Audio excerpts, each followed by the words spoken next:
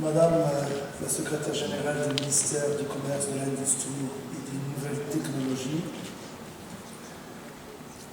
Mesdames et Messieurs les représentants des conseils de l'ordre des pharmaciens, de la Fédération nationale des syndicats des pharmaciens, Messieurs les présidents de l'AMIP, l'Association marocaine de l'industrie pharmaceutique, de l'AMMG, l'Association marocaine des médicaments génériques, les représentants de Miss Maroc Innovation Santé et les représentants de l'Association des grossistes répartiteurs. Mesdames et Messieurs les pharmaciennes et pharmaciens des pays frères et amis et du Maroc, honorable assistance, Mesdames, Mesdemoiselles et Messieurs, c'est avec fierté que je prends la parole d'abord pour vous remercier de m'avoir invité à cette 14e édition du Forum pharmaceutique international, pour vous souhaiter ensuite la bienvenue, particulièrement à mes collègues et frères des pays frères et amis, et enfin pour vous dire combien je suis honoré, fier et comblé d'être parmi vous aujourd'hui. L'organisation de cette 14e édition du Forum pharmaceutique international organisé au Maroc, sous le patronage de Sa Majesté le Roi Mohamed VI, que Dieu l'assiste, et sous le thème « Tous pour les médicaments et les médicaments pour tous », avec une collaboration et un partenariat Sud-Sud, témoigne de votre engagement, témoigne de votre politique claire et précise, et vient rajouter, comme je l'ai toujours dit, je pense l'année dernière, je le répète aujourd'hui, vient rajouter un autre jalon au parcours exemplaire de vos associations que je viens de citer, de vos syndicats, de votre fédération, de vos représentants. Vous tous et toutes ici présents, vous avez toujours su relever les défis, soutenir et accompagner les réformes sanitaires dans votre pays, le Maroc. Je m'en réjouis, vous en remercie et vous en félicite.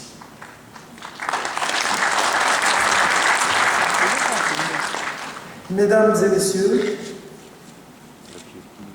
comme vous le savez, depuis que j'étais nommé à la tête de ce ministère, j'ai rapidement fait élever les problématiques liées aux médicaments, à la pharmacie, au rang de priorité du département, au même titre que la réorganisation, la restructuration de la prise en charge des urgences médicales, au même titre que l'assurance maladie obligatoire, particulièrement le RAMED pour les démunis, et bien sûr, bientôt, Inch'Allah, pour l'AMI, l'assurance maladie pour les indépendants dont vous faites partie, pour les professions libérales. Également au rang des priorités de la politique que nous avons mise sur pied, qui concerne la prise en charge des maladies mentales et psychiatriques. Le but affiché de cette politique pharmaceutique nationale est de contribuer à la vision sectorielle du ministère de la Santé qui base sur sa politique, c'est une politique basée sur le droit à la santé. Conformément à l'article 31 de la nouvelle Constitution du Maroc de juillet 2011, qui consacre le droit à la santé et donc le droit à l'accès aux médicaments. Mais je dirais qu'au-delà du simple prix du médicament, qui occupe beaucoup de débats actuellement sur les radios, sur les télévisions, sur les médias, sur les journaux, au-delà du prix du médicament, à mon sens, c'est l'accessibilité à ce médicament qui me tient à cœur. C'est l'accessibilité de tous les citoyennes et citoyens marocains. Et à mon sens, qui dépend de 4 facteurs. Le premier facteur étant réglementaire et juridique. Vous le savez mieux que moi, chers collègues et confrères, que l'arrêté de fixation du prix du médicament au Maroc date de 1969, au moment où les génériques n'existaient même pas. Le deuxième facteur étant socio-économique. Le pouvoir d'achat des Marocains est faible. Quelle que soit la diminution du prix du médicament, il restera toujours cher. Les ménages au Maroc participent aux soins de santé avec 53% du budget de prise en charge, dont 40% vont aux médicaments. Par ailleurs, nous sommes déjà au début, disons à la vitesse de croisière, concernant la mise en place de l'assurance maladie. L'assurance maladie obligatoire aux alentours de 34% de Marocains. Nous avons le RAMED qui concerne 8,5 millions d'habitants, des plus démunis, des pauvres absolus, des pauvres relatifs. Ça fait 28% de la population. Un simple calcul, 34 plus 28, ça nous ferait une couverture d'assurance maladie au Maroc de 62%. Nous sommes actuellement pour le RAMED, pour les 8,5 millions de citoyens visés, à exactement, au jour d'aujourd'hui, quelque chose comme 5 900 000, pratiquement 6 millions de couverts, qui est une excellente performance. Donc l'accessibilité, je disais, le premier élément, c'est un problème de réglementaire et juridique. Le deuxième est un socio-économique. Le troisième facteur étant un facteur lié à la fiscalité, aux impôts sur les médicaments.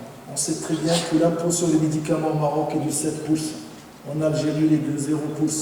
En Arabie Saoudite, il est de 0%. En Espagne, il est de 4, quelque chose. En Espagne, %. En France, il est de 2,1%. Donc, il va falloir faire un plaidoyer. Moi, je suis là avec Madame la secrétaire générale du ministère et tous mes collègues au niveau du gouvernement pour vraiment faire un plaidoyer en faveur de la diminution et de la révision de cette TVA sur les médicaments. Et enfin, le dernier facteur, le quatrième facteur qui conditionne l'accessibilité aux médicaments au Maroc dépend du niveau, dépend de la performance de la distribution, de la répartition. Et dans ce cadre, je tiens à saluer avec force les cinquantaine de sociétés de grossistes répartiteurs, les 12 000 pharmaciens, pharmacies et d'officines qui assurent une couverture équitable pratiquement à l'échelle nationale, qui assurent un approvisionnement de jour comme de nuit, plus jours fériés. Donc, c'est un élément formidable avec lequel nous vivons au Maroc.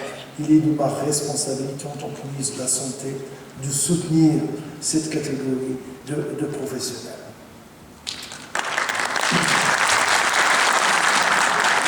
Madame la secrétaire générale, Messieurs les présidents, Mesdemoiselles, Mesdames et Messieurs, chers invités, je sais que vous attendez beaucoup du ministère de la Santé concernant le dossier revendicatif du secteur pharmaceutique. C'est votre droit. Je vous réponds en vous disant que personnellement, en tant que ministre de la Santé du Maroc, avec toute l'équipe du ministère que je tiens à saluer, qui m'a accompagné aujourd'hui, je ne ménagerai aucun effort pour faire aboutir vos doléances dans ce sens. Nous allons, comme je vous l'ai toujours dit, constituer une équipe soudée, une équipe cohérente, une équipe familiale qui s'écoute, qui partage, qui se concerte et qui produit. Dans ce sens, nous allons faire aboutir, il n'y a aucune raison à ce qu'on ne puisse faire aboutir nos doléances, vos doléances et les miennes. Je sais que vous attendez beaucoup depuis la publication, je le disais tout à l'heure, Monsieur le Président de la République, depuis la publication de la loi 1704, depuis le 7 décembre 2006, cette loi portant code des médicaments et de la pharmacie a été publiée. Elle apporte des éléments positifs, certes, tels que l'élargissement du monopole pharmaceutique, même si on n'a pas encore la pharmacopée pour l'appliquer, la possibilité de remplacement plus adapté à la réalité du terrain, 300 mètres, d'un départ 300 mètres en pharmacie et l'autre à vol d'oiseau pour assurer une bonne répartition à l'échelle nationale, mais il y a aussi des contraintes, il y a des dysfonctionnements, il y a des déceptions. Ma première déception, et je le sais, je l'ai toujours répondu, je vous le dis en face encore une fois, et je suis sincère de ce que je dis. Un pharmacien au Maroc, plus de 50% des pharmaciens d'officine mettent les clés sous le paillasson. Ils ont un chiffre d'affaires en moyenne de 800 000 dirhams par an. Quand on retire, quand on soustrait le crédit, le paiement d'un à deux employés, et la fiscalité, la TVA, etc. Donc le pharmacien, globalement, en moyenne au Maroc, est un salarié qui touche aux alentours de 4 500 dirhams par mois. Bien sûr, avec une couverture médicale plafonnée uniquement pour les anciens, sans couverture médicale. Deuxième élément de cette loi, c'est la poursuite pénale liée à l'activité du pharmacien que je ne partage pas du tout. Troisième élément, c'est l'interdiction de renouvellement d'une ordonnance, l'interdiction de la substitution, la réserve des médicaments au niveau des cliniques que je ne partage pas du tout, que je vais lutter avec force pour la substitution. On ne peut pas imaginer une veut dans un endroit tel que lui être prescripteur et fournisseur de médicaments. Mais pour remédier à tout ça, je vous le dis, mettons la main dans la main pour travailler ensemble. D'abord, pour promouvoir toutes les mesures qui ont permis jusqu'à présent à notre pays d'éviter la prolifération des médicaments contrefaits et des médicaments de bonne qualité. Rappelons que le médicament produit au Maroc, et je salue à travers ce que je dis mes collègues et amis producteurs, est classé zone euro. La qualité est reconnue à l'échelle internationale. Deuxième point, mettre la main dans la main pour promouvoir l'industrie pharmaceutique nationale. Je tiens à vous saluer encore une fois puisque vous assurez la couverture, la fabrication locale de plus de 80% de la consommation des Marocains. Et la signature du contrat programme devant Sa Majesté, que moi-même j'ai signé avec mon collègue et ami le ministre du Commerce, de l'Industrie et des Nouvelles Technologies en février 2013 à Tanger, en fait partie. L'augmentation du budget du ministère de la Santé pour vous soulager au point de vue achat. Je vous rappelle que jusqu'à décembre 2011, le ministère de la Santé achetait en termes de médicaments 675 millions de dirhams uniquement pour le secteur public à l'échelle nationale. En 2012, avec l'avènement du Ramed, nous en avons acheté pour 1,4 milliard de dirhams. En 2013, pour consolider le Ramed, nous en avons acheté pour 2,2 milliards de dirhams. Ça veut dire que le budget du médicament consacré aux médicaments du ministère de la Santé a été augmenté de 70% par rapport à 2010. Nous allons faire encore plus pour que nous puissions travailler la main dans la main, mais surtout pour que les citoyens puissent accéder à un médicament de qualité et au juste prix. Donc nous mettons de l'argent du ministère pour que chacun puisse s'y retrouver. Et puis, troisième élément, la main d'un pour un partenariat public-privé. J'avais toujours soulevé et je tends la main à mes amis et confrères grossistes répartiteurs. Nous voulons les utiliser pour la répartition des médicaments, la distribution des médicaments dans les établissements publics. Nous allons renforcer la législation et la réglementation. Vous êtes au courant, nous avons sorti le décret sur la bioéquivalence. Hier et avant-hier, il y avait un blocage d'un week-end avec les collègues de la BNP, avec la DRC, Madame Saab, la direction de la réglementation et du contentieux, où nous allons faire sortir très rapidement. Et c'est un engagement personnel du ministre, de toute l'équipe du ministère pour corriger tous les dysfonctionnements en relation avec l'AMF. Je vous assure que vous n'allez pas en tout et pour tout. Ça sera une période, peut-être je raconterai, je vais anticiper, je n'en sais rien, mais ça ne devrait pas dépasser 6 à 7 mois pour avoir l'AMF. Pour tout.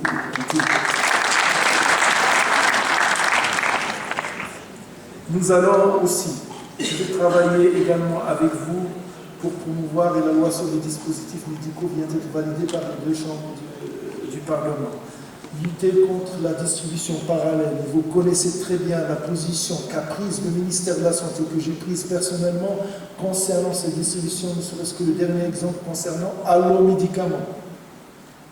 J'ai traduit la personne personnellement en justice. Je vais vous accompagner, disons, dans le recours et je n'admettrai pas que, disons, l'article 29 qui parle de la dispensation des médicaments et l'article 30 qui parle du monopole pharmaceutique de la loi 1704 soit touché en votre faveur parce que vous le méritez amplement.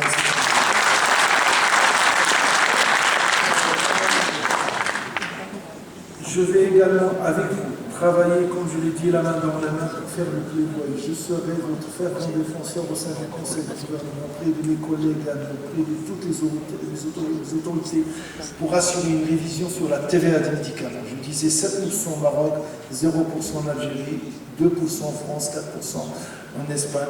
Et bien sûr, assurer l'abattement fiscal que vous attendez depuis longtemps. Je suis un fervent défenseur de cette option, de cette action. Enfin, je dirais un mot quand même sur l'actualité.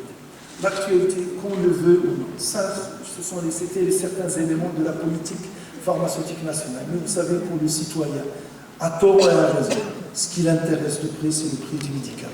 Il y a un débat actuel.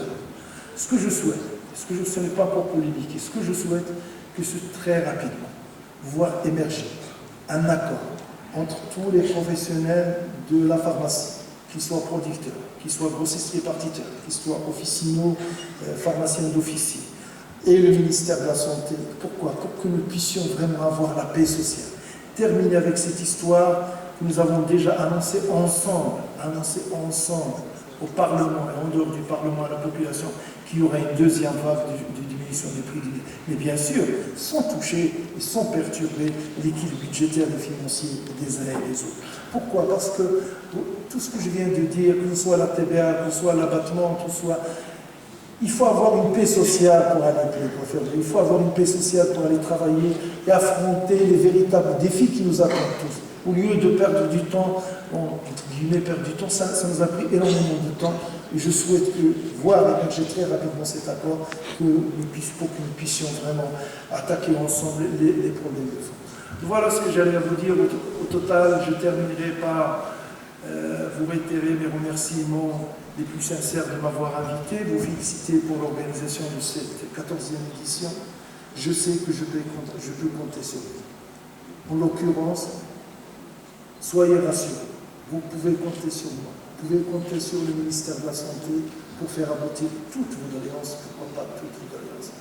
Je termine par vous dire ceci, aux Marocains, confrères ici présents, mille merci pour tout ce que vous faites, pour que nos concitoyens puissent accéder à des soins de qualité.